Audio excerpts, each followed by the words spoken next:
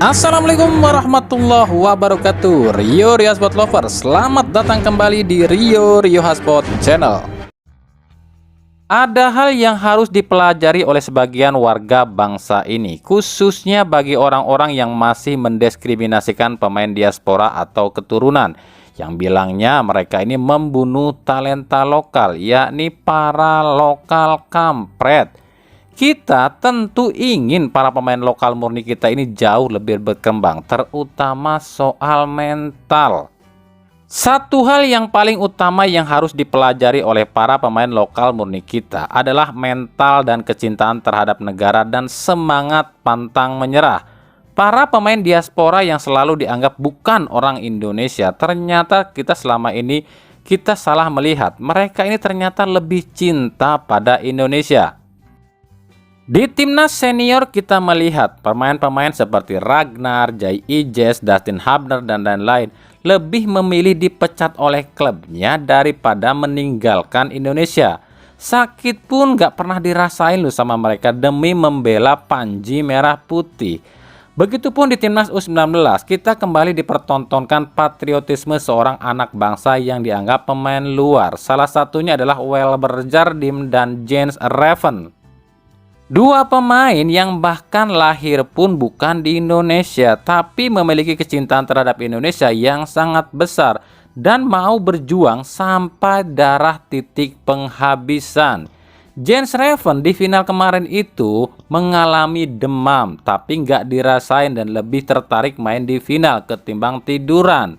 Welber Jardim lebih parah, cedera engkel dan punggung membuat Welber ini nggak bisa tidur semalaman.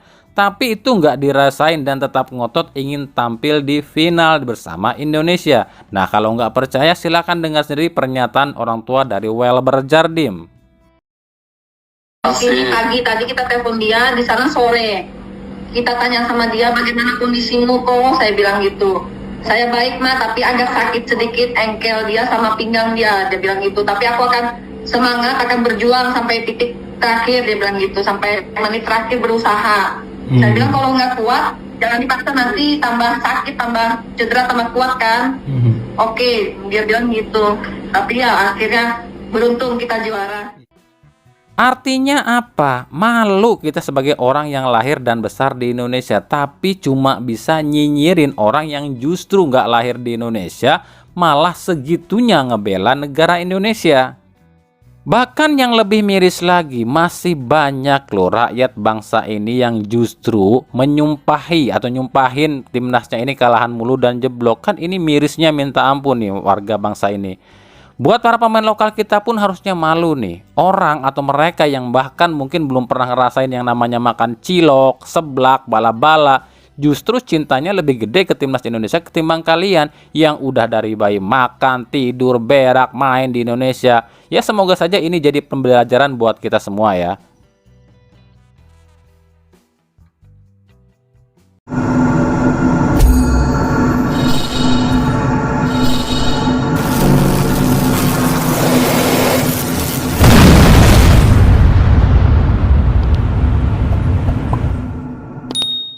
Kalau tanya aku, ancaman terhadap Harimau Melaya, memang skuad dia sekarang ni Marcelino Ferdinand, memang Asnawi, memang Shin Tae-yong, memang timnas dia yang players pool dia ada 60 ataupun 70 orang sekarang, memang bahaya. Tapi yang lebih bahaya adalah Erick Thohir. Kalau tak ada siapa di Malaysia yang boleh mengimbangi kebijaksanaan bola sepak dan kuasa dalam decision making dia di sana, mereka on course untuk meninggalkan kita jauh kalau kita tak berhati-hati. Jangan main-main dengan Erick Thohir. Itulah kata-kata seorang pengamat sepak bola asal Malaysia melihat timnas Indonesia saat ini. Orang ini bilang selama timnas Indonesia ditangani oleh Erick Thohir, maka siapapun yang berani melawan atau menentang bahkan mencurangi Indonesia maka akan sengsara. Malaysia pun sekarang merasakan ini. Malaysia pernah menyepelekan Indonesia saat ditawari untuk uji coba. Akhirnya apa? Hingga saat ini Erick Thohir ini nggak mau lagi sparingan alias uji coba dengan timnas Malaysia. Bahkan Indonesia saat ini melewati Malaysia. Wasit-wasit yang selalu atau pernah mencurangi Indonesia nasibnya saat ini lagi diperiksa oleh Badan Hukum Wasit FIFA atas permintaan Erick Thohir. Nah sekarang giliran Cina nih yang coba mencurangi Indonesia dengan memakai stadion di Guangdong yang jaraknya itu 6,5 jam dari Beijing yang bersuhu minus 11 derajat agar Indonesia ini kesulitan saat menghadapi Cina. Nah ini pun sekarang lagi diperhatiin sama Erick Thohir nih. Menurut Erick Thohir, kalau emang Cina ini nggak baik-baik sama Indonesia, maka Indonesia pun bisa nggak baik-baik pada Cina. Akan ada sesuatu yang dilakukan Erick Thohir pada Cina. Lalu ke China, tiba-tiba kita ditaruh di kota yang 6,5 jam dari Beijing, ya itu Guangdong, yang di bulan Oktober katanya dingin. Negara ingin mempersulit tim tamunya. Jadi ya kita juga jadi tuan rumah harus baik-baik, tapi jangan baik-baik saja. Kalau kita dikerjain di luar negeri, ya kita kerjain lagi di sini. Gitu. Nah lo ribet kan urusannya kalau berurusan sama orang yang powerful kayak Erick Thohir. Ya sekelas Presiden FIFA aja tunduk sama Eto. Lah ini ada yang coba-coba jatuhin timnas Indonesia. Siap-siap aja. Impian Erick Thohir yang ingin menjadikan sepak bola Indonesia jadi nomor 1 di Asia di tahun 2025 ini nampaknya benar-benar ingin diwujudkan oleh Erick Thohir.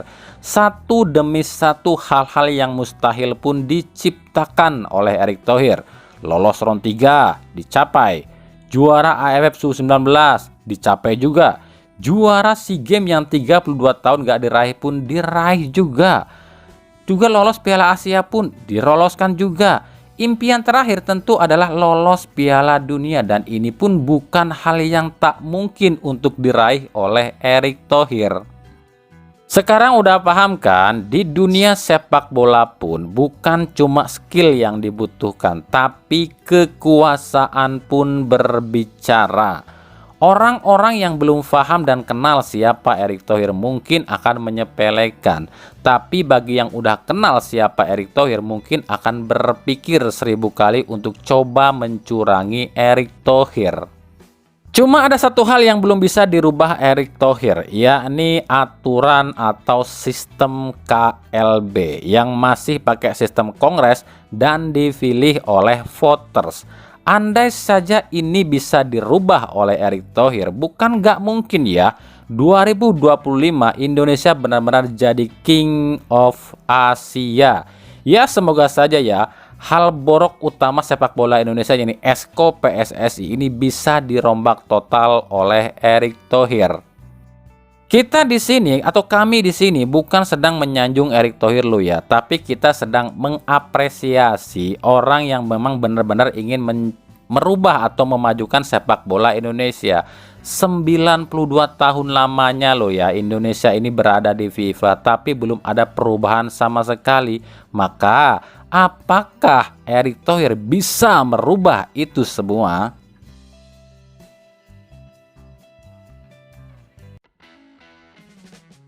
Kita ke Liga 1, kita mulai dari Persija Jakarta. Kita nggak akan bahas soal Piala Presiden ya. Kita di sini bahas klubnya aja ya. Dua pemain Persija di dua kelompok usia timnas sama-sama meraih hasil penghargaan sebagai pemain terbaik di ajang AFF, yakni Zahabi Goli di U16 dan Doni Tripamungkas di U19.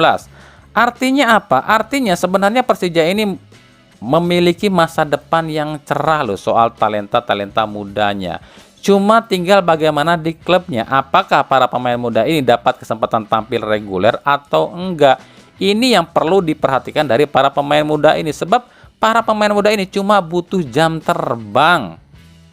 Kenapa butuh jam terbang? Sebab Persija ini bukan baru kali ini loh ya memiliki pemain-pemain muda yang berbakat seperti Doni dan Goli. Persija ini pernah memiliki beberapa talenta muda seperti Afrianto Niko, Rafli Mursalim, Sultan Ziko, sampai Ramdhani Lestaluhu pun semuanya itu pemain-pemain top muda di masanya. Tapi ketika masuk ke timnas senior, mereka justru nggak berkembang lantaran sulitnya dapat tempat di tim utama. Dan mereka pun hilangnya itu gara-gara terlalu asik dengan dunia mereka sendiri. Jadi untuk pemain-pemain seperti Doni, Goli ini lebih baiknya itu kalau memang dipakai oleh Persija ya mainin secara reguler di liga. Kalau enggak ya kasih kesempatan mereka main di luar negeri agar nantinya kemampuan para pemain ini enggak hilang begitu saja. Dari Persebaya, Junior Brandao ketahuan memfollow akun Instagram Persebaya. Apakah ini artinya Brandao memang sengaja keluar dari Bayangkara FC untuk menuju Persebaya? Persebaya memang butuh satu striker lagi sebab di 2 laga uji coba Persebaya ini kesulitan mencetak gol. Jadi seandainya Brandao ini bergabung dengan Persebaya dan diduetkan dengan Ucok yang ditopang oleh Bruno Moreira dan Rivera, ini akan jadi kuartet mengerikan sih di Persebaya. Nah, kita akan tunggu nih apakah benar nih Brandao ini jadi ke Persebaya dan apakah satu back asing yang tersisa itu adalah Anderson Sales atau Anderson Nascimento. Dan jika benar, ini artinya Persebaya tetap pakai 8 pemain asing dong. Kalau pendapat kami pribadi gini loh ya, di Liga 1 musim depan ya, klub-klub yang cuma pakai 6 pemain asing ini tuh terlalu pede apa jadi kebodohan tersendiri ya. Kenapa demikian?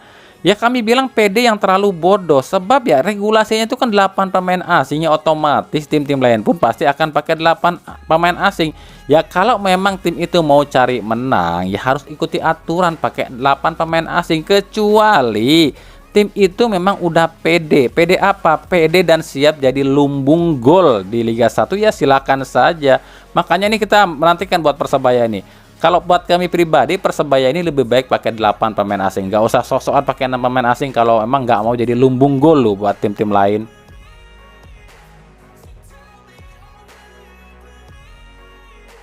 Dari Madura United, usai mendepak atau mencoret 4 pemainnya, Madura pun kabarnya tengah membidik nih mantan anak asuh Widodo Ceputro di Persita.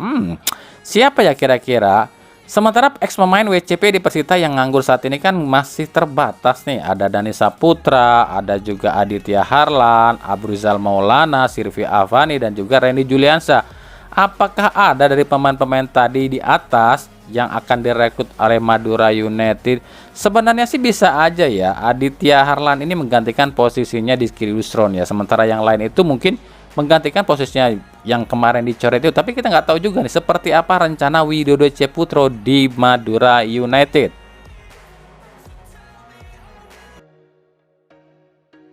Dari Bali United, setelah santer dikaitkan dengan Persib Bandung dan Persita Tangerang, bek kanan Bali United Imade Andika akhirnya buka suara. Dilansir dari Tribun Jatim, Andika mengatakan itu semua cuma sebatas rumor sebab kontraknya masih tersisa sampai 2025. Itu hanya sebatas rumor. Di sini saya masih punya kontrak bersama Bali United sampai 2025, ujar Andika yang kami kutip dari Tribun Jatim. Nah, kita akan tunggu apakah benar ucapan Imade Andika. Iya sih, emang agak sulit sih mendapatkan Andika sebab kontraknya masih ada, masih 1 tahun lagi ya. Ya kalau ada yang mau nebus ya silakan saja. Harganya kan 2,61 miliar nih, ditambah durasi kontrak masih 1 tahun. Ya setidaknya klub itu harus keluar duit 5 miliar. Ada yang mau?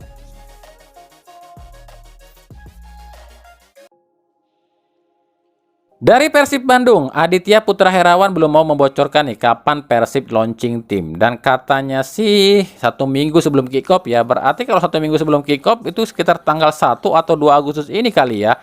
Nah, soal jersey pun Aditya ini nggak menjelaskan nih seperti apa jersey Persib di Liga 1 musim depan. Tapi yang dibilang sih katanya jersey ini akan beda nih dengan jersey Piala Presiden kemarin dengan biru gelap dengan bercorak lautan api ya. Cuma sejauh ini Aditya pun belum mau membocorkan nih seperti apa bocoran jersey Persib musim depan. Cuma yang pasti dia bilang akan ada 3 jersey Piala Presiden, Liga, dan juga AFC. Dan katanya sih jersey Liga 1 ini sih lebih keren daripada Liga 1 musim kemarin. Nah ini kita nggak tahu nih, kami pun nggak tahu bocoran seperti apa. Apakah nantinya akan seperti ini atau mungkin yang seperti ini? Satu hal yang pasti, 2 pemain akan tersingkir lagi, yakni Zalnando dan Abdul Aziz yang akan dipinjamkan. Hal ini diungkapkan oleh Boyan Hodak. Yeah, if like players like Aziz, Zalnando, the one that have less chances to play, definitely it will be good for them to go for a pinjam. Jadi kembali apa yang kami ucapkan benar dong, kalau Abdul Aziz ini akan dipinjamkan, dan kami pun udah pernah bilang Zalnando kemungkinan akan dipinjamkan. Kalau nggak ke PSS Sleman ya ke Persita Tangerang atau ke Sriwijaya FC. Tapi kita kan nggak tahu yang benar yang kemana nih. Kemana dua pemain ini akan dipinjamkan oleh Persib. Nah kita akan tunggu aja nanti pernyataan atau pengumuman resminya di akun Instagramnya Persib Bandung.